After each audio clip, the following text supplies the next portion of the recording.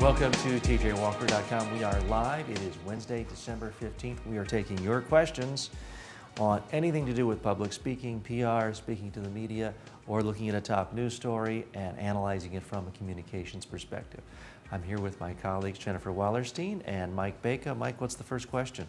TJ, I'm sorry. The first question is, well, what I'm wearing. UBS recently put out a field book, if you will, 44 pages of how to dress for success, how to dress in a professional atmosphere. And well, let's just say what I'm wearing would not pass muster.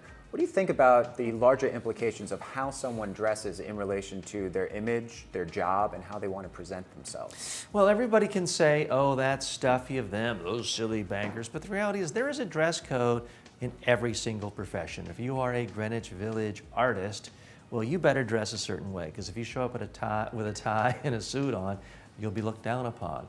And the most intellectual, anti-establishment characters in France in 1960s were still very regimented in the way they dressed. They all wore black.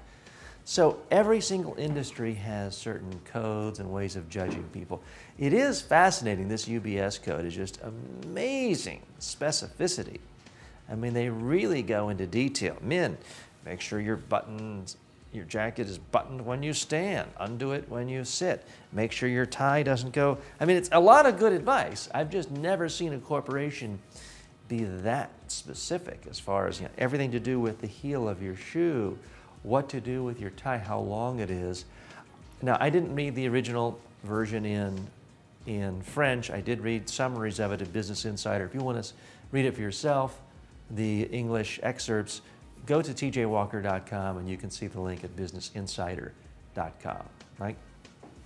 We have another question that is showing that's showing up on the website, that new research is out on how lack of sleep can have negative impact on your appearance and how you present and the impression you leave on your audience. What do you have to say, TJ, about this new research? For starters, give Mike a kick under the table and wake him up.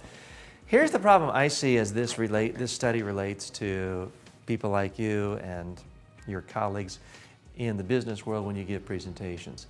I see time and time again, people obsess over every little font, every little bullet point on a PowerPoint, and they will stay up till 3 in the morning writing and rewriting and changing it back and forth, emailing it around, because they think the presentation is about every little word on the PowerPoint.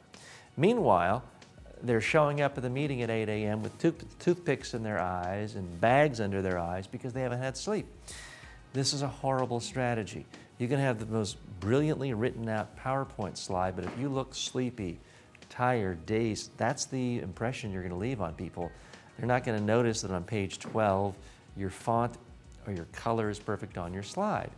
So my big recommendation is, in general, always try to get enough sleep, but especially the night before a big presentation. That is not the time to stay up late memorizing, changing font. Rehearse early in the evening on video, watch it, then go to bed early and get a good night's sleep. TJ, we have a lot of viewers out there that are interested in media training and becoming journalists. In a video that you could see here on tjwalker.com, there was let's say a sarcastic take on all the things that we used to think were the steps that we should take to become journalists, but aren't necessarily true. What do you make about this? What do you make of this video, and what can people take from it? Are the rules just out the window now? There are some references to, oh, well, I'll go to Columbia Business School, then I'll get a job at the New York Times, and this sort of old-fashioned progression of what people think journalism jobs are, but not really the case now, is it? Well, it's an extremely funny video. The same people who did this are the ones we put a spotlight on a few weeks ago who really explained what's going on in the banking crisis. So I'd urge you to check out the video at tjwalker.com. And it does show exactly what the pitfalls are in the modern journalism world. It used to be you study hard, you work hard at your university newspaper, you become the editor, you go get a great job at some newspaper, maybe low salary, but then you work your way up. Or you go to the Columbia Journalism School, get hired by the Times. The problem is there's no industry left.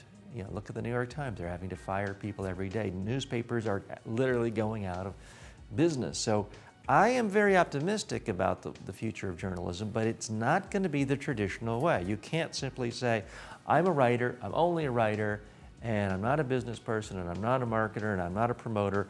I just want to be hired by some big newspaper to write, and I'm not going to speak, and I'm not going to do videos, and I'm not going to do audio, and I'm not going to sell ads. If that's your mentality, you are in serious trouble. But if you do have a passion for a subject and you want to dive in deep, you can do that and make money. I mean, don't look at me. Look at the young fashion blogger who, was it Style Right?